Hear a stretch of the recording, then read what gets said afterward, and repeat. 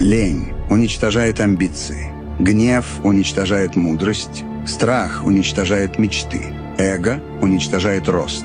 Ревность уничтожает спокойствие. Сомнения уничтожают уверенность. А теперь прочтем это справа налево. Амбиции уничтожают лень. Мудрость уничтожает гнев. Рост уничтожает эго. Мечты уничтожают страх. Уверенность уничтожает сомнения.